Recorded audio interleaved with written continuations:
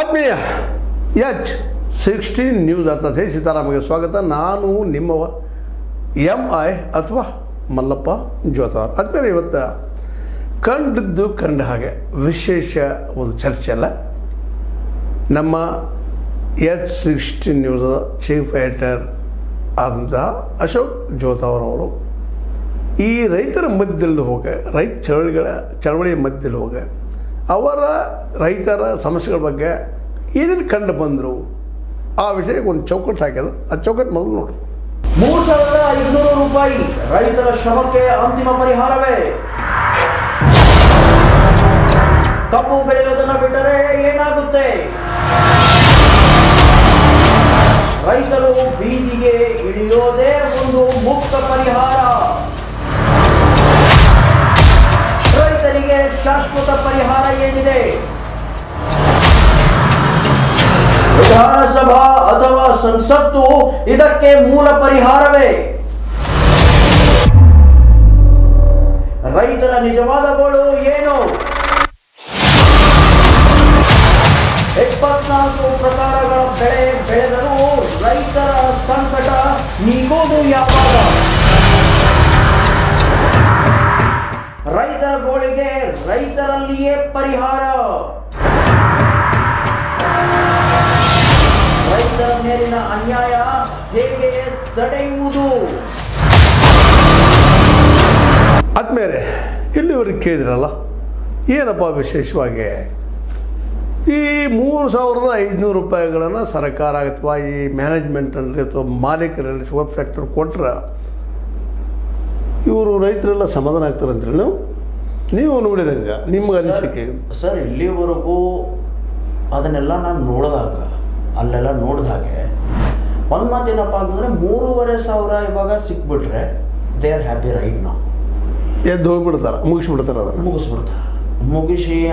ಮುಗಿಸಾದ್ಮೇಲೆ ಮತ್ತೆ ಏನಂತೀರ ನೀವು, ಅವ್ರಿಗೆ ಮತ್ತೆ ತಮ್ಮ ದೈನಂದಿನದ ಒಂದು ಚಟುವಟಿಕೆಗಳನ್ನು ಸ್ಟಾರ್ಟ್ ಮಾಡಿಬಿಡ್ತಾರೆ.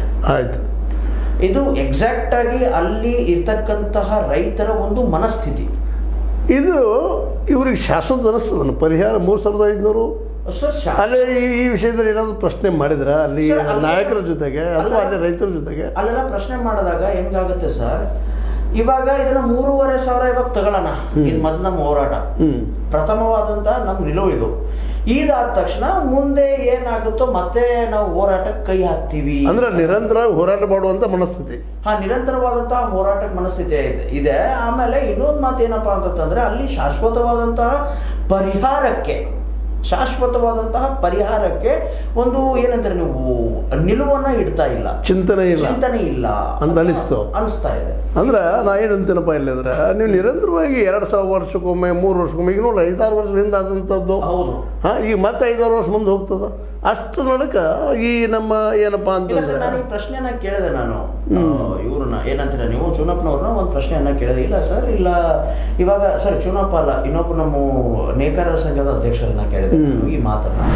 ಇಲ್ಲ ಸರ್, ಇವಾಗ ಇದು ಒಂದು 3500 ಇವಾಗ ಹೈಕ್ ಮಾಡಿದ್ರೆ ಅದ್ರ ಜೊತೆಗೆ ಪ್ರತಿ ವರ್ಷ ಕೂಡ ಅದರದೇ ಆದಂಥದ್ದೊಂದು ಖರ್ಚಿರುತ್ತೆ, ಹೈಕ್ ಆಗ್ತಾನೆ ಹೋಗ್ತಾ ಇರುತ್ತೆ. ಗೊಬ್ಬರದ ಬೆಲೆ ಜಾಸ್ತಿ ಆಗ್ತಾ ಇರುತ್ತೆ, ಆಮೇಲೆ ಯೂರಿಯಾ ಅದು ಇದು ಬೀಜ. ಅಂದ್ರೆ ಈಗ ಇದನ್ನೆಲ್ಲ ನಾನು ಕೇಳಿದೆ ಸರ್ ಅವ್ರಿಗೆ, ಅದನ್ನೆಲ್ಲ ಖರ್ಚು ಹೆಂಗೆ ತೀರಿಸ್ತೀರಾ? ಮತ್ತೆ ಅದ್ರ ಜೊತೆಗೆ ದೈನಂದಿನದ ಊಟ ಮಾಡುವಂತಹ ಆಹಾರಗಳು ಅವ್ರ ಬೆಲೆಗಳು ಕೂಡ ರೇಟ್ ಹೆಚ್ಚಾಗ್ತಾ ಇದೆ. ಇವಾಗ ಬೆಳೆ ನೋಡಿದ್ರೆ ಇದೇ ಒಂದು 5 ವರ್ಷದ ಹಿಂದೆ ಇರುವಂತಹ ಬೆಲೆ, ಇದೇ ಒಂದು 2 ವರ್ಷದ ಹಿಂದೆ ಇರುವಂತಹ ಬೆಲೆ ಇವಾಗಿಲ್ಲ. ನಾ ಹೇಳುವುದು ಏನಪ್ಪಾ ಅಂತಂದ್ರೆ, ಇದು ಕೇಳಿದಾಗ ಅವ್ರು ಏನ್ ಹೇಳಿದ್ರಪ್ಪ ಅಂತಂತಂದ್ರೆ, ಪ್ರಥಮವಾಗಿ 3500 ಇದು ಹಿಂದೊಮ್ಮೆ ಏನೋ ಆಗಿತ್ತು. ಗುಂಡ್ರಾಯರ ಕಾಲದಲ್ಲಿ ಗುಂಡ್ರಾಯರ ಸರ್ಕಾರ ಪತನ ಹೋರಾಟ ಮಾಡಿದೆ ಸರ್. ಇದಕ್ಕೆ ಸೊಲ್ಯೂಷನ್ ನೀವೇನು ನಮ್ಮ ಚಾನಲ್ ಓದಿದ್ರೆ ಏನ್ ಹೇಳ್ಬಹುದು? ನಾನು ನೋಡ್ರಿ, ಇದು ಶಾಶ್ವತ ಪರಿಹಾರ ಅಂತ ಅಲ್ವೇ ಅಲ್ಲ.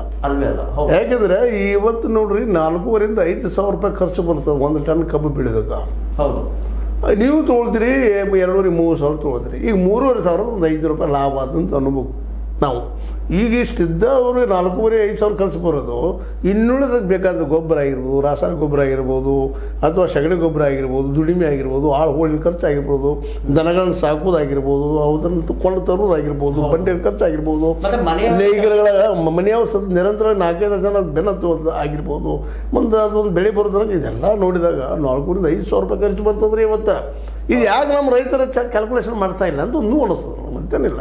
ಯಾಕೆ ನಾನೂ ಒಬ್ಬ ರೈತಾಗಿ ನಾನು ಒಂದಿಷ್ಟು ಭೂಮಿ ಮಾಡಿ ನನ್ನ ಅನುಭವದಿಂದ ಮಾತಾಡ್ತಾ ಇದ್ದೀನಿ. ಈ ಮಾತಿದ್ರೆ ಯಾರೂ ಬಿಟ್ಟು ಕೊಡೋದಿಲ್ಲ ರಹಸ್ಯವನ್ನು. ಯಾಕಂದ್ರೆ ಆಯ್ತು ಬೇಗ ಹೋದ್ರೆಲ್ಲ ಸಾಕ್ಬಿಡಪ್ಪ ಅಂತಾರೆ. ಅವ್ರು ಲಾಭದಲ್ಲಿದ್ದಾರೆ. ಈಗ ಸುಮ್ಮನೆ ಏನು ಮಾಡ್ತಾ ಇದ್ದಾರಪ್ಪ ಅಂತಂದ್ರೆ 3,200 ರೂಪಾಯಿ ಡಿ ಸಿ ಅವ್ರ ಕಡೆ ದೇಶದ ಡಿ ಸಿ ಅಂದ್ರೆ ಹೇಳ್ರಿ ಸರ್ಕಾರದ ಒಂದು ಧ್ವನಿ ಮುಖ ಅಷ್ಟ. ಅದರಲ್ಲಿದ್ದಂಥವ್ರು ಯಾರು? ಈ ಲಾಬಿ ಮಂದಿ, ಶುಗರ್ ಲಾಬಿ ಮಂದಿ. ಇಲ್ಲಿವರೆಗೆ ಒಬ್ಬರಾದರೂ ರಾಜಕಾರಣಿಗಳು ಡಿ ಸಿ ಸಿ ಬ್ಯಾಂಕ್ ನಡೆಸಿದ್ರೆ ನಿಮಗೆ ಗೊತ್ತದ ಯಾವ ರೀತಿ ರೈತರ ಪರ ನಿಂತು ಅವ್ರು ನೋಡಿದ್ರೆ ಇವರಪ್ಪ ನಿಜವಾಗಿಯೂ ರೈತರ ಉದಾಹರಣೆಗೆ ಬಂದಾರಂತ ಹೇಳಿದರು. ಇದು ಸ್ವತಃ ಇವತ್ತು ಸೌದಿಯವರು ಯಾಕಪ್ಪ ಕುಡ್ದಿದ್ರಿ ಅದೇನು ದೊಡ್ಡ ಮೋಟರ್ ಮಾಡೋಣ ಅಂತ ಹೇಳಿಲ್ಲ. ಒಬ್ಬರೊಬ್ಬರು ಅವರಾಯಿತು, ಮತ್ತೆ ಆಯಿತು ಕತ್ತಿಯವರಾಯ್ತು, ಅಥವಾ ಇವರು ಜಾರಕಿಹೊಳಿ ಅವರಾಯ್ತು, ಇವರೆಲ್ಲರೂ ಇವತ್ತಿಗೂ ಬಂದಿಲ್ಲ. ಯಾಕಂತಂದ್ರೆ ಅವ್ರಿಗೆ ಇದನ್ನು ನಾವು ಏನಾದರೂ 3,500 ಮಾಡಿ ಕೊಟ್ಬಿಟ್ಟು ಮತ್ತೆ ಮುಂದಿನ ವರ್ಷ 4,000 ಕೇಳ್ತಾರೆ ಇವರು ಅಂತೇಳಿ ಕೊಡೋ ಮುಂದೆ ರೊಕ್ಕ ಹಿಡಿತಾ ಇದ್ದಾರೆ. ಬಟ್ ಇವತ್ತು ಖರ್ಚು ಎಷ್ಟೇ ಅದ. ಅದು ಬೇಕಾದ್ರೆ ಒಮ್ಮೆ ಈ ರೈತರನ್ನು ಯಾಕೆ ಚರ್ಚೆ ಮಾಡ್ಕೊಬಾರ್ದು ಅವ್ರ ಜೋಡಿ? ತಾವು ಯಾಕೆ ಚರ್ಚೆ ಮಾಡ್ಬಾರ್ದು? ಯಾಕಂದ್ರೆ ನಮ್ಮ ಹಕ್ಕು ನಾವು ಕೇಳ್ಬೇಕು. ನೋಡ್ರಿ, ನಮ್ಮ ಮಗು ಅತ್ತಾಗ ನಮ್ಗೆ ಗೊತ್ತಾಗ ಹಸೋದ ಅಂತೇಳಿ ನಮ್ಮ ಹಸೋನ ತಿಳಿಸಿ ಹೇಳ್ಬೇಕಲ್ಲ. ಅದಕ್ಕೆ ಇವತ್ತು ಇವ್ರು ಕೇಳೋದು 4,500 ಮಿನಿಮಮ್ ಕೇಳ್ಬೇಕು. ಇವರು 3,000 ಕೇಳ್ತಾರೆ, ಅದು ಕೊಡ್ತಾ ಇಲ್ಲ ಅವರು. ಈ ಥರ ಆಗ್ತೇನಂದ್ರೆ ಬುದ್ಧಿವಂತರಿದಾರೆ.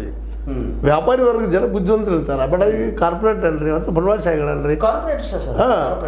ಅದಕ್ಕೆ ಅವ್ರು ಬುದ್ಧಿವಂತರು ಇರ್ತಾರೆ. ಅವ್ರಿಗೆ ಮೈಯೆಲ್ಲ ಕಣ್ಣು ವಿಚಾರಗಳು ಇರ್ತಾರೆ. ಇದು ರೈತರು ಮೊದಲು ವಿಚಾರ ಮಾಡ್ಕೋಬೇಕು. ಈಗ ಕೇಳೋದ ಏನಪ್ಪಾ ಅಂದ್ರೆ ಪರಿಹಾರ ಅಲ್ಲ, ಇದು ಪರಿಹಾರ ಕೇಳಬೇಕಾದ್ರೆ ಎಷ್ಟು ಕೇಳಬೇಕು ಇದು ಕೇಳಿದಾರೆ. ಸ್ವತಂತ್ರವಾದ ಮೀಡಿಯಾಗೆ ಬೇಕಾಗಿರುವುದು ಸ್ವತಂತ್ರ ಧ್ವನಿ. ಆ ಸ್ವತಂತ್ರ ಧ್ವನಿ ಉಳಿಸಲು ನೀವು ಮಾಡಬೇಕಾದದ್ದು ಇಷ್ಟೇ. ಅದೇನಪ್ಪಾ ಅಂತಂತಂದ್ರೆ ನಿಮ್ಮ ಕೈಲಾದಷ್ಟು ಸಹಾಯ ಈ ಚಾನಲ್ಗೆ ಮಾಡಿ ಹಾಗೂ ನಿಮ್ಮ ಧ್ವನಿಯನ್ನು ಕಾಪಾಡಿಕೊಳ್ಳಿ. ಇನ್ನೊಂದು ವಿಶೇಷವಾಗಿ ನೀವು ಅಲ್ಲಿ ಕೇಳಿದಾಗ ಕಬ್ಬನ್ನ ಇಷ್ಟು ಲಾಸ್ ಮಾಡ್ಕೊಂಡು ಆ ಉದ್ಯೋಗ ಮಾಡೋದಿದ್ದು ಬೇರೆ ಬೆಳೆ ಯಾಕೆ ಬೆಳಿಬಾರ್ದು ಕೇಳಿದ್ರೆ ನೀವೇನಾದ್ರು? ಸರ್ ಕೇಳಿದೆ, ಈ ಮಾತನ್ನು ಕೂಡ ನಾನು ಕೇಳಿದ್ದೀನಿ. ಕಬ್ಬು ಬೆಳೆಯೋದನ್ನ ಬಿಟ್ರೆ ಏನು ಬೇರೆ ಇದೆ, ಏನು ಬೆಳಿಬಹುದು ನೀವು? ಬೇರೆದು ಏನಾದರೂ ಬೆಳಿಬೋದಾ? ಏನಾಗುತ್ತೆ ಕಬ್ಬು ಬೆಳೆಯೋದನ್ನ ಬಿಟ್ರೆ? ಆಮೇಲೆ ಒಂದು ಮಾತೇನು ಬತ್ತಪ್ಪ ಅಂತಂದ್ರೆ ಕಬ್ಬು ಬೆಳೆಯೋದನ್ನ ನಾವು ಬಿಟ್ರೆ ಇವು ಫ್ಯಾಕ್ಟ್ರಿಗಳೆಲ್ಲ ಬಂದಾಗ್ಬಿಡುತ್ತೆ. ಆಮೇಲೆ ಅದ್ರ ಜೊತೆಗೆ ನಾನು ಇನ್ನೊಂದು ಕೂಡ ಪ್ರಶ್ನೆ ಕೇಳಿದೆ ಅವರಿಗೆ. ಹೌದು, ನೀವು ಕಬ್ಬು ಬೆಳೆಯೋದನ್ನ ಬಿಡ್ತೀರಾ, ಅದ್ರದ್ದು ಏನೇನೋ ಬೈ ಪ್ರಾಡಕ್ಟ್ಸ್, ಶುಗರು, ಮಳ್ಳಿ, ಅದು ಇದು ಏನು ಪ್ರೊಡ್ಯೂಸ್ ಆಗುತ್ತಲ್ಲ ಅದರಿಂದ ಏನು ಲಾಭ ತಗೊಂಡಿರ್ತಾರಲ್ಲ ಬಂದು ದುಡ್ಡಿಂದಾನೆ. ಇನ್ನು ನೀವು ಯಾವ್ದು ಬೆಳೆ ಬೆಳಿತೀರಾ ಆ ಬೆಳೆಗೆ ಅವರು ಬಿಸ್ನೆಸ್ ಹಾಕೊಂಡಿರ್ತಾರೆ. ಅದಕ್ಕೇನ್ ಮಾಡ್ತೀರಾ? ಅಲ್ಲಿ ಬಂದಾಗೂ ಕೂಡ ಇವರೇ ಇರ್ತಾರೆ. ಅಲ್ಲಿ ಮಾರ್ಕೆಟ್ ಇಲ್ಲ ಇವ್ರ ಕೈಯಲ್ಲಿ. ಇವತ್ತು ನೀವು ಏನೋ ಬೆಳೀರಿ ಇದನ್ನೆಲ್ಲ ಕೇಳಿದಾಗ ಇಲ್ಲವ ಮುಂದೆ ಅಂದ್ರೆ ನಾನೇನ್ ಹೇಳ್ತಿದ್ದೀನಪ್ಪ ಅಂತಂದ್ರೆ ಪ್ರಾಪರ್ ಆಗಿ ಪ್ಲಾನ್ ಆದಂತಹ ಒಂದು ಇದನ್ನ ಕಾಣಿಸ್ತಾ ಇಲ್ಲ, ಯೋಜನೆ ಇಲ್ಲ ರೈತರಲ್ಲಿ. ಇವತ್ತು ನಾವು 3,500 ಬೇಕಾ? 3,500 ಬೇಕು ಅಷ್ಟೇ. ಆಮೇಲೆ 3,500ದಿಂದ ನಾನು ಅದನ್ನು ಕೇಳಿದೆ. ನಾನು 3,500 ಕೊಟ್ಟು ಇನ್ನೊಂದು 5ರಿಂದ 6 ವರ್ಷ ಓದ್ತಾರೆ. 5ರಿಂದ 6 ವರ್ಷ ಜಂಪ್ ಆಗಿರುತ್ತೆ. ಅವಾಗೇನು ಅಂತ ಪ್ರಶ್ನೆ ಮಾಡಿದಾಗ ಮೊದ್ಲಿದ ಆಗಲ್ರಿ. ಯಾಕಂದ್ರೆ ಒಬ್ಬ ಈ ವ್ಯಾಪಾರಿಗಳು ಕೋಟ್ಯಾಧೀಶರಾಗ್ತಾರೆ. ನಮ್ಮ ರೈತರು ಎಲ್ಲಿ ಕೋಟ್ಯಾಧೀಶರಿದ್ದಾರೆ? ಎಷ್ಟು ಜನ ಕೋಟ್ಯಾಧೀಶರಿದ್ದಾರೆ? ಇಲ್ಲ. ಇವ್ರು ಲಕ್ಷಾಧೀಶ ಆಗೋದ್ರಾಗ ಬದುಕು ಮುಗಿದಿರ್ತದೆ. ಸಾಲದ ಇದು ಡಿ ಸಿ ಬ್ಯಾಂಕು ಎಲ್ಲೋ ಒಂದು ಸ್ವಲ್ಪ ಇವ್ರಿಗೆ ಲೋನ್ ಕೊಡ್ತಾರೆ. ಆ ಲೋನ್ ಹರಿದ್ರೊಳಗೆ ಇವ್ರು ಬದುಕು ಮುಗಿದೋಗ್ಬಿಡ್ತದೆ. ನಾ ಆ ದೃಷ್ಟಿಯಿಂದ ಮಾತಾಡ್ತಾ ಇದ್ದೀನಿ. ಇವತ್ತು ಯಾವಾಗಪ್ಪ ರೈತರಾಗ ಅವ್ರು ಇಂಥದ್ದು ಆಗ್ಬೇಕು? ಈ ದೇಶದ ಮೂಲ ಅವರು. ಯಾಕಂದ್ರೆ ನಾವು ಇವತ್ತು ಏನಾದರೂ ಬದುಕಿದ್ರೆ, ಜೀವಿಸಿದ್ರೆ, ಇಡೀ ದೇಶ ನಿಂತಿದ್ರೆ ಈ ರೈತನ ದುಡಿಮೆಯಿಂದ ಮತ್ತು ರೈತರು ತಮ್ಮ ಜ್ಞಾನ, ತಮ್ಮ ತಿಳುವಳಿಕೆ ತಮ್ಗೆ ಇರಬೇಕಲ್ಲ ಈ ವಿಷಯದಲ್ಲಿ. ಯಾಕಿಲ್ಲ ಅನ್ನೋದು ಒಂದು ನೋವಿನ ವಿಷಯ, ಮತ್ತೇನಿಲ್ಲ. ಅಲ್ಲೇ ಕಾಲಕ್ಕೆ ಬರೀ ಏನಪ್ಪ ನಾವು ಪ್ರತಿ ಸಲ ಇದೇ ಪರಿಹಾರಪ್ಪ ನಾವು ಹೋರಾಟ ಮಾಡೋದು. ಎಷ್ಟು ವರ್ಷ ಹೋರಾಟ ಮಾಡೋದು? ಹೌದು, ಇದಕ್ಕೇನು ಪರಿಹಾರ ಅಂತ? ಯಾಕಂದ್ರೆ ದೆಹಲಿಯಲ್ಲಿ ನಿರಂತರ 1 ವರ್ಷ ಕುಳಿತರು 7,100 ಜನ ರೈತರು ಜೀವ ಕೊಟ್ಟರು. ಅದಕ್ಕೆ ಸಿಕ್ಕಂಥ ಪ್ರತಿಫಲ ಏನಂದ್ರೆ ಕೇವಲ 3 ಕಾರ್ಯಕ್ರಮ ಹಿಂದೆ ತಕೊಂಡು ಅಂತ ಹೇಳಿದಾರೆ ಮೋದಿ ಅವರು. ಸಪೋಸ್ ಏನಾದರೂ 400 ಪಾಲ್ ಆಗಿತ್ತಂದ್ರೆ ಅವ್ರದ್ದು ಈಗ ಅದು ಆಗಿರ್ತದೆ ಕಾನೂನು. ಇಡೀ ಕೃಷಿ ಕ್ಷೇತ್ರ ವಿದೇಶಿಯರ ಕೈಲಿ ಹೋಗಿಬಿಡ್ತೈತಿ. ಇವತ್ತು ಏನಾದರೂ ನಮ್ಮ ರೈತರು ಉಳಿದಿದ್ರೆ ನಮ್ಮ ಹರಿಯಾಣ, ನಮ್ಮ ಪಂಜಾಬ್ ಮತ್ತು ಪಶ್ಚಿಮ UP, ಅದು ಉತ್ತರ ಪ್ರದೇಶ ರೈತರಿಂದ ಉಳಿದದ. ನೋಡಿ ಆ ಸಂದರ್ಭ ನೆನಪು ಮಾಡ್ಕೊಳ್ರಿ. ರೈತರು ಹೆಂಗೆ ಬರೋಡ್ಲಿಲ್ಲ ದಿಲ್ಲಿಗೆ, ಸುತ್ತಮುತ್ತ ಯಾವ ರೀತಿಯಾಗಿ ಬೀದಿ ಹಾಕಿದ್ರು. ಮತ್ತೆ ಇವ್ರಿಗೆ ಹೋರಾಟವನ್ನ ಮನಸ್ಸೋದಕ್ಕೆ ಸಾಧ್ಯ ಇಲ್ಲ. ಅಷ್ಟು ಪವರ್ ಅದ ರೀ ಅದಕ್ಕೆ. ಸರ್ ಅಲ್ಲಿ ನಾನು ಡೆಲ್ಲಿಯಲ್ಲಿ ನಾನು ನೋಡಿದಾಗ sir India Pakistan border sir ಅದಕ್ಕಿಂತ ಜೋರು. ಇಷ್ಟಿಷ್ಟು ಎತ್ತರ ಒಬ್ಬೊಬ್ಬ 6.5 ಫೂಟು 7 ಫೂಟು ಎತ್ತರಗೆ ಬ್ಯಾರಿಕ್ಯಾಡ್ಸ್ಗಳು, ಆ ಬ್ಯಾರಿಕ್ಯಾಡ್ಸ್ಗಳ ಸುತ್ತ ತಂತಿ, ಅಂದ್ರೆ ಯಾರಾದ್ರೂ ಅದ್ರ ಮೇಲೆ ಹತ್ತಿ ಹೋಗ್ಬೇಕಂತಂದ್ರೆ ಬಟ್ಟೆ ಹರ್ಕೋಬೇಕು, ಮೈ ಹರ್ಕೊಬೇಕು. ಅಂದ್ರೆ ಇಂಡಿಯಾ ಪಾಕಿಸ್ತಾನ್, ಅಂದ್ರೆ ಇಂಡಿಯಾ ಬಾಂಗ್ಲಾದೇಶ್ ಬಾರ್ಡರ್ಗಳನ್ನ ನೋಡಿರ್ತೀವಲ್ಲ ಸರ್, ಆ ಟೈಪ್ ಬಾರ್ಡರ್ಗಳದು. ಅದು ಏನಿಲ್ಲಪ್ಪ ಅಂತಂದ್ರೆ ಒಂದು 6.5 ಫೂಟು ಇದು ಏನಂತೀರ ನೀವು, ಅದನ್ನ ಪವರ್, ಅಷ್ಟು ಪವರ್ ಅದರ ಶಕ್ತಿ ಅದ ಅಧಿಕಾರಕ್ಕೆ. ಅದನ್ನು ನೀವು ಬೀದಿ ಹೋರಾಟ ಮಾಡಿ ಗೆಲ್ತೀನಿ, ಅದು ಪರಿಹಾರ ಪಡ್ಕೋತೀನಿ ಅಂತಂದ್ರೆ ನೀವು ಎಷ್ಟು ವರ್ಷ ಕೂಡವ್ರಪ್ಪ? ನೀವು 1 ವರ್ಷ ಕೂಡ್ತೀರಿ ಅವ್ರು. ಪಾಪ ಅವ್ರು ಊಟ ಹಾಕೊಂಡು ಬಂದರು, ಎಲ್ಲ ಹಾಕೊಂಡು ಅವ್ರು ನೋಡಿ ದೃಶ್ಯಾವಳಿಗಳು ನೋಡಿದ್ರಿ. ಹೌದು ಪರಿಹಾರ ಆಗ್ತದೆ, ಈ ದೇಶಕ್ಕೆ ಒಂದು ಶಾಶ್ವತ ಪರಿಹಾರ ಸಿಗೋದು ನಾನು ಅಂದ್ಕೊಂಡಿದ್ದೆ ಆ ಸಂದರ್ಭದಲ್ಲಿ. ಏನು ಸಿಗಲಿಲ್ಲ. ಇವತ್ತು ದಿವಸ ಐತೆ ಈ ಬೆಂಬಲ ಬೆಲೆ ಕೇಳ್ರಿ, ಬೆಂಬಲ ಬೆಲೆ ಕಾನೂನು ಆಗಲೇ ಇಲ್ಲ. ಈಗ ಇನ್ನೊಂದು ಹೇಳಿದ್ರು, ಕಬ್ಬಿಗೆ ಕಾನೂನು ಅದ, 15 ದಿವಸ ಪೇಮೆಂಟ್ ಮಾಡ್ಬೇಕಂತೇಳಿ, FRP ಪ್ರಕಾರ ರೇಟ್ ಕೊಡ್ಬೇಕಂತದ. ಅಲ್ಲಿ ಇಳುವರಿ ನಿಮ್ಗೆ ತೋರಿಸ್ಕೊಡೋದಿಲ್ಲಲ್ರಿ ಸರ್. FRPದು ನೆನ್ನೆ ನಾನು ಅಲ್ಲೇ ಇದ್ದೆ, DC ಅವ್ರು ಮಾತಾಡೋವಾಗ FRP ರೇಟ್ ಪ್ರಕಾರ ಹೋದ್ರೆ 2,800 ರೂಪಾಯಿ ಕೊಡ್ಬೇಕಾಗುತ್ತೆ ನಾನು ಅಂತ ಹೇಳ್ತಾರೆ. ಅದು ಎಷ್ಟು ಪ್ರೈಸ್ ಅಲ್ವಾ ಅದು FRP ಅಂತಂದ್ರೆ? ಅದು ಮಿನಿಮಮ್ ಆಗಿ ಏನು ಕೊಡಬೇಕು, ಲಾಭ ಎಲ್ಲ ಐತೆ ಅದು ಇಲ್ಲ. ಮತ್ತೆ ಅದ್ರ ಕೊಡೋದು ನೀವು 3-4 ಸಲ ತೊಗೊಳ್ಬೇಕಂತ ದುಡ್ಡನ್ನ ಅರದಾಡಬೇಕಾದ್ರೆ ಕೇಳ್ರಿ. ಇವರು ಎಲ್ಲ ಏನ್ ಹೇಳ್ತೀರಾ ನೀವು? ನೆನ್ನೆ DC ಅವ್ರು ಏನ್ ಹೇಳಿದ್ರಂತ, ಮತ್ತೆ ಇಳುವರಿ 1 ಸೆಕೆಂಡ್ ಸರ್, ಇದ್ರದ್ದು ಏನಂತೀರ ನೀವು? DC ಅವ್ರು ಏನ್ ಹೇಳಿದ್ರಂತಂದ್ರೆ ನೆನ್ನೆ ಇವರೆಲ್ಲ ಫ್ಯಾಕ್ಟ್ರಿ ಅವರು FRP ರೇಟ್ಗಳನ್ನ ತೋರಿಸಿದ್ರೆ, FRP ಎಲ್ಲ ಕಡಿತಗಳನ್ನ ಹಾಕಿ ಎಲ್ಲ ಹಾಕಿ ತೋರಿಸಿದ್ರೆ, sir we have to give only 2,800, this is our final rate. ಅವಾಗ DC ಅವ್ರು ಏನೋ ಕೇಳಿದ್ರಂತೆ, ಕಳೆದ ವರ್ಷನೇ 3,000 ಕೊಟ್ಟಿದ್ರಲ್ರಿ ಅಂದಾಗ, ಹೌದಾ ಸರ್ ಅಂದ್ರೆ ಈ ಸರಿನೂ ನಾವು 3,000 ಕೊಡ್ತೀವಿ. ಅಂದ್ರೆ ಹೆಂಗಪ್ಪ ಅಂತಂದ್ರೆ ರೈತರ ಮಾತಿಗೆ, ರೈತರು ಬೆಳೆದಂಥ ಬೆಳೆಗೆ ಒಂದು ಯಾವುದೇ ರೀತಿಯಾದಂತಹ ಫಲ ಕೊಡದಿರುವಂತಹ ಸರ್ಕಾರಗಳು, ಆಮೇಲೆ ಅದೇ ರೀತಿ ರೈತರು ಕಷ್ಟಪಡುವಂತಹ ಕಷ್ಟಕ್ಕೆ ಏನಂತಾರೆ ನೀವು ಹಗ್ಗ ಜಗ್ಗಾಟ ಬೇಕಾ ಅನಿಸ್ಬಿಡೋದು. ಯಾಕಪ್ಪ ಅಂದ್ರೆ ನೀವು ಎಷ್ಟು ವರ್ಷ ಬೆಳೆದಾಳ ಅವರು. ಈಗ ನೋಡ್ರಿ ಪಾಪ, ಈಗ 4-5 ದಿವಸ ಬಂದಾರ ರೈತರು. ಎಲ್ಲ ರೈತರು ಏನಪ್ಪ 5 ದಿನ. ಇವತ್ತು ಎಲ್ಲ ರೈತರಪ್ಪ ಶ್ರೀಮಂತರಲ್ಲ, ಬಡತನದಾಗ ಬಂದಂಥವ್ರು. ಇವರಲ್ಲಿ ಹೊಲಕ್ಕೆ ದುಡಿಲಿಕ್ಕೆ ಹೋಗಿರಲಿಲ್ಲ, ಕೆಲಸಕ್ಕೆ ಹೋಗಿರಲಿಲ್ಲ, ಕಸಕ್ಕೆ ಹೋಗಿರಲಿಲ್ಲಪ್ಪ ಅಂತಂದ್ರೆ ಅಲ್ಲಿ ಮನೆ ನಡೆಯೋದು ಕಷ್ಟ ಅದ. 2 ದಿವಸ ನೋಡೋರು ಯಾರು ಇದ್ದವ್ರು ಒಂದಿಷ್ಟು ಏನೋ 5 ಎಕರೆ 10 ಎಕರೆ ಭೂಮಿ ಇದ್ದವರು 10,000 20,000 15,000 ಏನೋ ಕೊಡ್ತಾರೆ ಪಾಪ, ಇಲ್ಲ ಅಂತಲ್ಲ. ಆದರೆ ಇದು ಎಲ್ಲಿವರೆಗೆ ಅಂತ. ಹೌದು. ಅಂದ್ರೆ ಇವ್ರು ನಾನಿಲ್ಲಿ ಹೇಳ್ತಾ ಇರೋದು ಇವ್ರಿಗೆ, ನೀವು ಸುಮ್ಮನೆ ಇಂಥ ಹೋರಾಟ ಮಾಡೋದು. ಇವಾಗ ನಾನೊಂದು ಕೇಳ್ತೀನಿ, ಇದಕ್ಕೆ ರೈತರಿಗೆ ಶಾಶ್ವತ ಪರಿಹಾರ ಏನ್ ಬೇಕು ಸರ್? ಎಲ್ಲಿ ಒಂದೇ ಪರಿಹಾರ ನಮಗೆ ನೋಡ್ರಿ, ಅಂಬೇಡ್ಕರ್ ಅವರು ಒಂದು ದೊಡ್ಡ ಸಂವಿಧಾನ ಕೊಟ್ಟಾರ, ಅದು ನಮಗೆಲ್ಲ ಮತದಾನ ಹಾಕಿಕೊಟ್ಟಾರ. ಮತದಾನವನ್ನು ಮಾಡೋದ್ರೆ ನಾವು ಯಾರಿಗೆ ಹಾಕಬೇಕು ಅನ್ನೋದು ನಾವು ಯೋಚಿಸಿ ಯೋಗ್ಯರಿಗೆ ಹೋಗಿ ಮತ ಹಾಕ್ಬೇಕು. ನಾವು 5,000ಕ್ಕೋ ಶೆರೆಗೋ ಮತ್ತದಕ್ಕೂ ಮಾರ್ಕೊಂಡು ಓಟ್ ಹಾಕಿದ್ರೆ ಈ ಪರಿಸ್ಥಿತಿ ಬದಲಾಗೋದೇ ಇಲ್ಲ. ಬರ್ಕೊಂಡ್ಬಿಡಲಿಲ್ಲ ಅವ್ರು ಇಲ್ಲದ್ರು. ಯಾಕೆಂದ್ರೆ ನಿರಂತರ 1 ವರ್ಷ ಹಿಂದಾಗಿತ್ತು ಹೋರಾಟ, ಇಲ್ಲಂತಲ್ಲ. ನಾವು ಭಾಳ ಹೆಮ್ಮೆಂದು ತಿಳ್ಕೊಬೋದು. ಗುಂಡೂರಾವ್ ಸರ್ಕಾರ ಇಳಿಸಿದ್ದು ಮಾಡಿದ್ವು, ಹಾಗೆ ಗುಂಡೂರಾವ್ ಸರ್ಕಾರ ಹೋಯ್ತಪ್ಪ. ಅವ್ರ ಮಗ ಇವತ್ತು ಆಡಳಿತದಲ್ಲಿದ್ದಾನೆ. ಅವ್ರಿಗೇನಾಗೋದು ಕಡಿಮೆ ಏನಾಗಿದೆ, ಇವ್ರಲ್ಲಿ ಮತ್ತೊಬ್ಬ ಬರ್ತಾರೆ ಅವರು. ನಾ ಕೇಳ್ತಾ ಇರೋದು ಏನಪ್ಪ ಅಂದ್ರೆ, ನಾನು ಕೇಳ್ತಾ ಇರೋದು, ನೀವು ಯಾಕೆ ಅಧಿಕಾರ ಒಬ್ರು ಅವ್ರ ಮಗನೇ, ಗುಂಡೂರಾವ್ ಅವ್ರ ಮಗನೇ ಇವಾಗ ಹೆಲ್ತ್ ಮಿನಿಸ್ಟರ್. ಅದು ಆಯಿತು, ಅವ್ರು ಏನು ಅಳದು ಹೋಗಿಲ್ಲ, ಅವ್ರು ನಾಶ ಆಗಿಲ್ಲ. ಅವ್ರು ರಾಜಕೀಯದಲ್ಲಿದ್ದಾರೆ, ಇನ್ನೂ ಕೋಟಿಗಳು ಗಳಿಸ್ಕೊತ ಹೊರಟಿದ್ದಾರೆ. ಅದು ಬಿಟ್ಟುಬಿಟ್ರಿ. ಅವರೊಬ್ಬರಲ್ಲ, ಎಲ್ಲರೂ ಈ ದೇಶದ ಮಾತು ಹೇಳ್ತೀನಿ ನಾನು, ಈ ನಾಡಿನ ರಾಜಕಾರಣಿಗಳು ಹೇಳ್ತೀನಿ. ಅದಕ್ಕೆ ಪರಿಹಾರ ಏನು ಅಂದ್ರೆ, ಈ ರಾಜಕಾರಣಿಗಳನ್ನು ಶಾಶ್ವತವಾಗಿ ವಿಧಾನಸೌಧ ಮತ್ತು ಪಾರ್ಲಿಮೆಂಟ್ ಹೊರಗೆ ಹಾಕುವಂಥ ಕೆಲಸ ಆಗಬೇಕು ಸರ್. ಇದರಲ್ಲಿ ನಾನೇನು ಕೇಳ್ತಿರ್ತೀನಿ, ಎಲೆಕ್ಷನ್ ನಿಲ್ಲೋರೆಲ್ಲ ಕೋಟ್ಯಾಧೀಶ್ವರು ಅಬ್ಜಾಧೀಶ್ವರು ಇರ್ತಾರೆ ಅಲ್ವಾ? ಸೊ ಇವರನ್ನ ನಿಲ್ಲದ ಇರೋ ಹಾಗೆ ಮಾಡೋದು ಹೇಗೆ ಸರ್? ಅದಕ್ಕೆ ನೋಟ ಕೊಟ್ಟಿದ್ದಾರಲ್ಲ ನಿಮ್ಗೆ ಬಳಸೋದಕ್ಕೆ. ಈಗ ನಿಮ್ಗೆ ನಿಲ್ಲಕ್ಕೆ ಆಗಲಿಲ್ಲ. ಪ್ರತಿಯೊಬ್ಬ ರೈತ ಮ್ಯಾಕ್ಸಿಮಮ್ ಯಾರಿದಾರಪ್ಪ ಈ ದೇಶದಲ್ಲ, ಇದು ಮೊದಲು ವಿಚಾರ ಮಾಡ್ಬೇಕಾಗ್ಯದ. ರೈತರು ಅದ್ರ ನಂತರ ಮತ್ತೆ ಯಾರಿದಾರಪ್ಪ, OBC ಜನ ಬರ್ತಾರೆ. OBC ಅವರು ಇದ್ರಲ್ಲ, ಜಾತಿಗೆ ಎಲ್ಲನೂ ಇದ್ದಾರೆ ಅವರೆಲ್ಲ. ಮುಂದೆ ಮೈನಾರಿಟಿಗಳು ಬರ್ತಾರೆ, SC ಬರ್ತಾರೆ, ST ಬರ್ತಾರೆ. ಇವರೆಲ್ಲರೂ ಕೂಡಿದ್ರೆ 85% ಹಾಕ್ತಾರೆ ಅವರು, 85 to 95. ಅಂದರೆ ಎಲ್ಲ ರೈತರು ಇದ್ದಾರೆ ಮ್ಯಾಕ್ಸಿಮಮ್. ಯಾಕೆ ಎಲ್ಲರ ಬದುಕಿನೋ ರೈತಾಪಿ ಇಲ್ಲದ ಬದುಕಿಲ್ಲ ಇಲ್ಲ. ಇವರೆಲ್ಲರೂ ಒಂದಾಗೋದಂದ್ರೆ ಏನು, ನಿಲ್ಲಕ್ಕೆ ಆಗಲಿಲ್ಲಪ್ಪ, ದುಡ್ಡಿಲ್ಲ ಹೆಂಗ್ರಿ ಮಾಡೋದು ಅಂತ ಕೇಳ್ತಾರೆ. ಯಾರು ಸಾಧಿಸೋದ? ಈಗ ಎಲೆಕ್ಷನ್ ಮಾಡ್ಬೇಕಾದ್ರೆ ಕೋಟಿ ಗಂಟೆ ಬರ್ತದೆ ರೀ. ಒಬ್ಬೊಬ್ಬ MLA 10 ಕೋಟಿ 20 ಕೋಟಿ ಕೆಲಸ ನಾವೇ ಕೆಲಸ ಮಾಡೋದು ಇವ್ರು ಕೇಳ್ತಾರೆ. ಭಾಳ ಒಳ್ಳೇದ್ರಿ. ಅದು ನಾವು ಕೇಳ್ತಾ ಇದ್ವಿ, ನೀವೆಲ್ಲರೂ ಒಂದಾಗೆ ನೀವು ಇದನ್ನು ನೋಟಾ ಬಳಸ್ರಿ. ಮ್ಯಾಲೆ ತಂತವ್ರೆಲ್ಲರೂ ಇವರು ಅಯೋಗ್ಯರಿದ್ದಾರಪ್ಪ ನಮ್ಮ ಕ್ಷೇತ್ರದಲ್ಲೇ ಅಂತೇಳಿ ನೋಟಾ ಬಳಸಿದ್ದಾರೆ. ಅದರ ಆಟೋಮೆಟಿಕ್ ಮೇಲಿನವರು ನಲ್ಲನ್ನು ವೈಡ್ಯಾಗಿ ಹೋಗ್ಬಿಡ್ತಾರೆ ಅವ್ರು. ಆಗ ನೀವು ಒಂದು ಮಾಡಲಿಲ್ಲ, ಕೋಟಿ ಹೋಗಿ ಹಾಕಿದೆ ನಮಗೆ. ಅದಕ್ಕಿಂತ ಹೆಚ್ಚು ನಾವು ನೋಟ ಇಲ್ಲದ ಇವ್ರ ಮನೆಗೆ ಕಳ್ಸಪ್ಪ ಅನ್ನೋಂಥ ವಿಚಾರ ಬರ್ತದಲ್ಲ. ಆ ಕಳಿಸಿ ಆಗ ಯೋಗ್ಯರು ಯಾರು ಇರ್ತಾರೆ ಅವ್ರು ಓಟ್ ಹಾಕಿದ್ರೆ ನಿಲ್ಲೋದು ಮತ್ತೆ ಅಂತ ಮಾಡ್ರಿ. ದುಡ್ಡು ಯಾಕೆ ಖರ್ಚು ಮಾಡ್ತೀರಿ? ಓಟ್ ಹಾಕಿ ನಿಮ್ಗೆ ಅದಕ್ಕೆ ದುಡ್ಡು ಬೇಕಾ? ನಿಮಗೆ ಓಟ್ ಹಾಕೋರು ನೀವಲ್ಲ. ಹೌದು. ಈಗ ನೀವಾಗಿ ಅವ್ರಿಗೆ ಅಧಿಕಾರ ಕೊಟ್ಟು ಮತ್ತು ಈಗ ನೀವು ಹೋರಾಟ ಮಾಡ್ತೀನಿ ಮಾಡಂತಾರೆ ಅವ್ರಿಗೆ ಏನು ತ್ರಾಸಿಲ್ಲ. ಯಾಕಂದ್ರೆ ನೀವು ದುಡಿಲ್ಲ, ನಿಮ್ಮ ಮನೆ ನಮ್ಮ ಮನೆ ನಡೆಯುತ್ತಿಲ್ಲ ಇಲ್ಲಿ. ಹೌದು. ಯಾಕೆ ಅಷ್ಟು ಆರ್ಥಿಕ ಅಭದ್ರ ಆಗಿವಿ. ಅದನ್ನು ಅಂಬೇಡ್ಕರ್ ಅವ್ರು ಹೇಳಿದ್ದು, ಇಲ್ಲಪ್ಪ ನಾನು ಒಂದು ತಪ್ಪು ಮಾಡಿದ್ದೀನಿ, ಆರ್ಥಿಕ ಸಮಾನತೆ ಹಾಕಿ ನನಗೆ ಆಗಲಿಲ್ಲ ಅಂತೇಳಿ. ಇವತ್ತು ಅರ್ಥ ಇದ್ದಂಥ ದುಡ್ಡು ಇದ್ದಂಥ ಕೇವಲ 10% ಜನ ನಮ್ಮನ್ನ ಆಳ್ತಾ ಇದ್ದಾರೆ. ಇದಕ್ಕೆ ಕಾರಣ ಅಂದ್ರೆ ಅವ್ರಿಗೆ ದುಡ್ಡು ಹಾಕ್ತಾರೆ. ಅಲ್ಲ, ಅವ್ರನ್ನೂ ಕೂಡ ಕೇಳಿದೆ, ಇಲ್ಲೂ ಕೂಡ ಒಂದು ಮಾತು ಕೇಳ್ತಾ ಇದ್ದೀನಿ, ವಿಧಾನಸಭಾ ಅಥವಾ ಸಂಸತ್ತಿಗೆ ಹೋದ್ರೆ ಮಾತ್ರ ಇದಕ್ಕೆ ಪರಿಹಾರವೇ? ನಿಶ್ಚಿತವಾಗಿ ಅದೊಂದೇ ಪರಿಹಾರ ಬಿಟ್ಟು ಬೇರೆ ಇಲ್ಲ. ಏನೋ ಒಂದಿಬ್ಬರು ಮೂರು ಏನೋ ಒಂದು ಇಂಟರ್ವ್ಯೂದಲ್ಲಿ ನೋಡಿದ್ದೀನಿ ನಾನು. ಇಲ್ಲ ಒಂದಿಬ್ಬರು ಹೋದ್ರೆ ಆಗ್ತದೆ ಹಾಗೆ ಅಂತ. ಅಲ್ರಿ ಬಾಬಾಗೌಡ ಪಾಟೀಲ್ ಹೋಗಿದ್ರಲ್ರಿ, ಡಿ ಎಂ ನಂಜನಸ್ವಾಮಿ ಅವರು ಹೋಗಿದ್ರಲ್ರಿ, ಏನು ಮಾಡಿದ್ರು ಆಗ? ಏನು ಪರಿವರ್ತನೆ ಆಯ್ತಾ? ಪುಟ್ಟಣ್ಣ ಅವರು ಹೋಗಿ 224 ಮಂದಿ ಒಳಗೆ ನೀವು ಒಬ್ರು ಇಬ್ಬರು ಒಂದು 10-20 ಮಂದಿ ಹೋದ್ರೆ ಅವ್ರಿಗೆ ಜಾತಿ ತೆಗೆದಿಲ್ಲ. ಅದಕ್ಕೆ ನೀವು ಅಲ್ಲಿ ಹೋಗಿ ವಿರೋಧ ಪಕ್ಷದ ಧಿಕ್ಕಾರ ಹೋಗೋದಷ್ಟೇ ಆಗ್ತಿದ್ರೆ ಮತ್ತೆ ಹೋಗೋದಿಲ್ಲ. ನೀವು 224ರಾಗ 113 ನೀವು ಮಿನಿಮಮ್ ಆದರೂ ಗೆಲ್ಲಲೇಬೇಕು. ಅಲ್ಲಿ ಭಾರತದ ಮಟ್ಟದಲ್ಲಿ 272 ನೀವು ರೈತರು ಗೆಲ್ಲಲೇಬೇಕು. ಅಂದಾಗ ನೀವು ಅಧಿಕಾರ ಬರ್ತಾರೆ, ನೀವು ಕಾನೂನು ಮಾಡೋಕ್ಕೆ ಸಾಧ್ಯ. ಕಾನೂನು ಇವತ್ತು ಏನಾಗಿದೆಪ್ಪ ಅಂದ್ರೆ, ಈ ಮಾಡುವವ್ರು ಯಾರಿದ್ದಾರಪ್ಪ ಅಂತಂದ್ರೆ ಈ ಕಾರ್ಪೊರೇಟ್ಗಳಿದ್ದಾರೆ, ದುಡ್ಡು ಹುಡ್ತಾರೆ ಮಾಡ್ತಾರೆ. ಸರ್, ಅವ್ರು ಯಾವತ್ತಿದ್ರು ದೇ ಆರ್ ಬುಚರ್ಸ್. ಕಡಿಬೇಕು ಅವ್ರಿಗೆ ದಯಗೆ ಇಲ್ರಿ.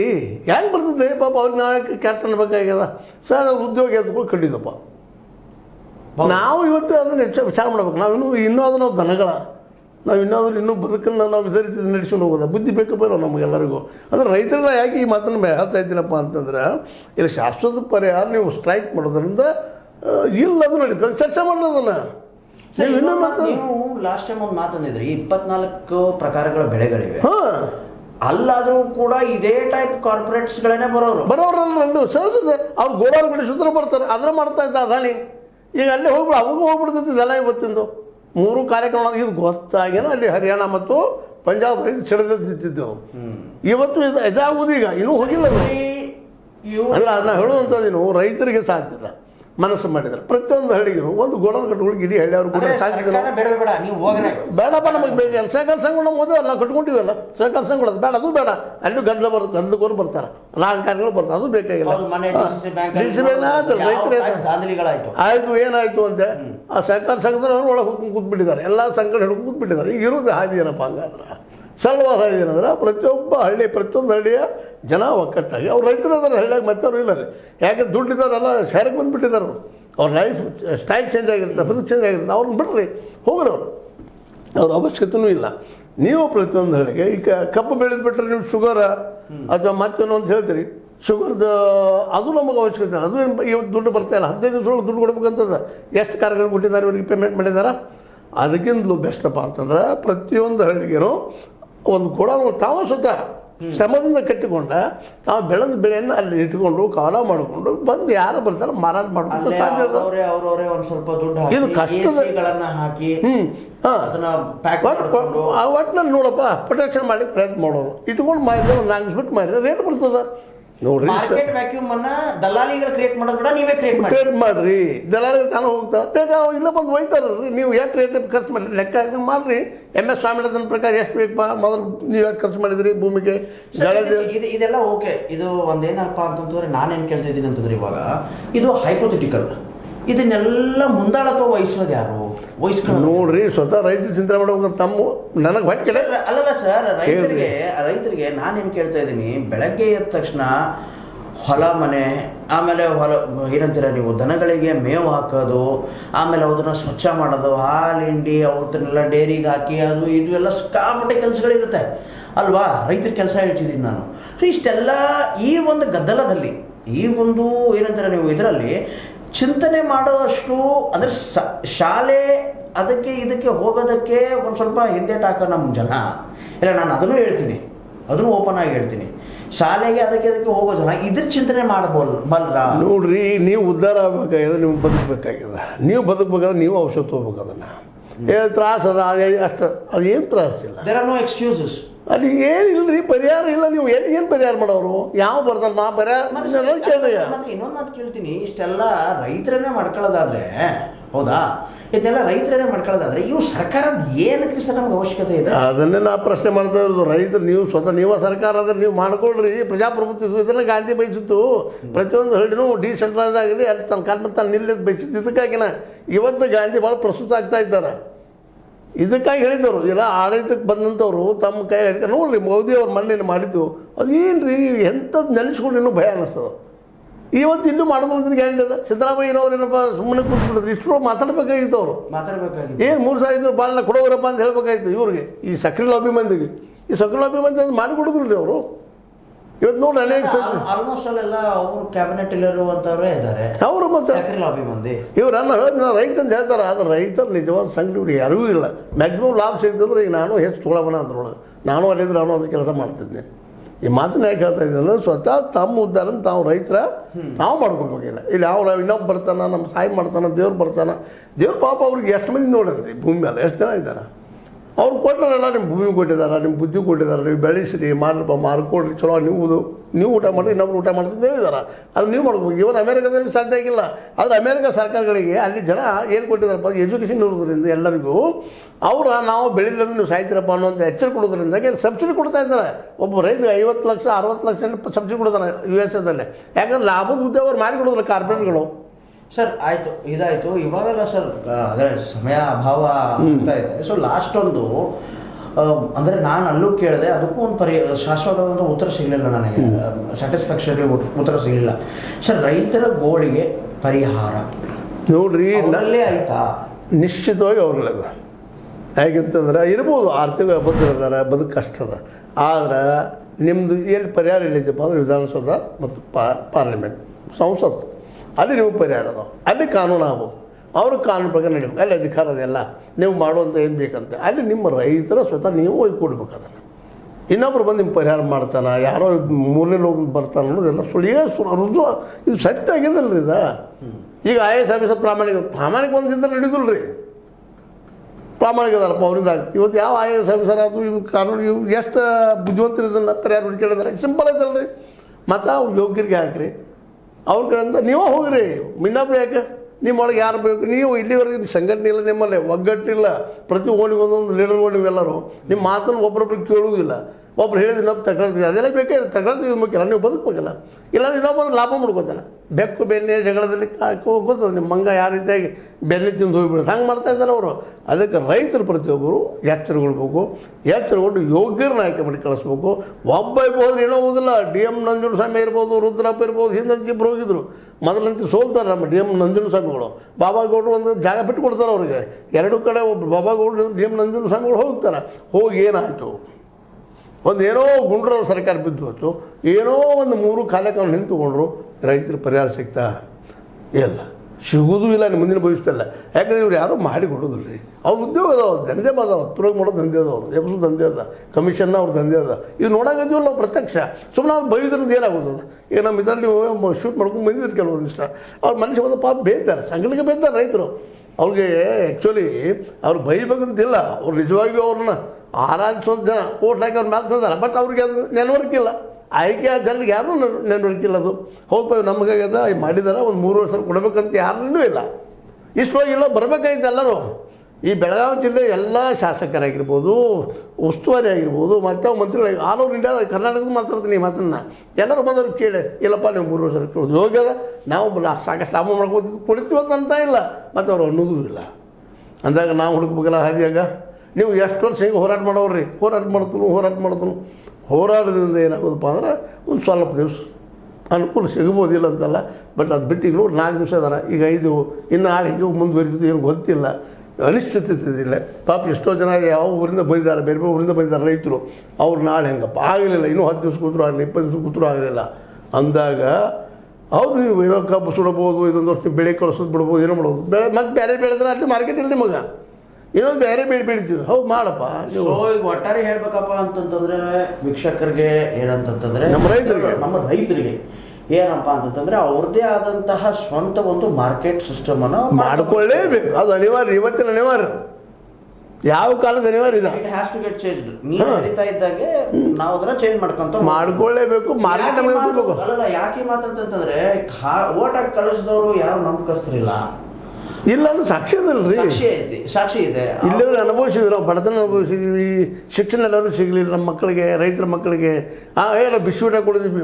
ಆಯ್ತು ಎಸಲ್ಸರ ಅದ್ರ ಮುಂದೆ ಹೈಯರ್ ಎಜುಕೇಷನ್ ಯಾರು ಪ್ರೈವೇಟೈಸೇಷನ್ ಮಾಡಿದಾರ, ನಮ್ಮ ಮಕ್ಕಳಿಗೆ ಕಳ್ಸೋಕೆ ಸಾಧ್ಯ ಇಲ್ಲ. ಕೋಟಿ ಕಳ್ಸೋಕೆ ನಮ್ಮ ಮಕ್ಕಳನ್ನ MBBS ಮಾಡೋಕ್ಕೆ ಸಾಧ್ಯತೆ ಇಲ್ಲ ರೈತರಿಗೆ. ಇಲ್ಲ ಬಡ್ಡಿ ಸರ್. ಸೊ ಇದಾಗಿತ್ತು ಈ ಹೊತ್ತಿನ ಸುದ್ದಿ. ಇನ್ನಷ್ಟು ಸುದ್ದಿಗಳಿಗಾಗಿ ಸದಾ ಫಾಲೋ ಮಾಡ್ತಾರೆ H16 ನ್ಯೂಸ್. ಇದು ಸತ್ಯದ ಕೈಗನ್ನಡಿ.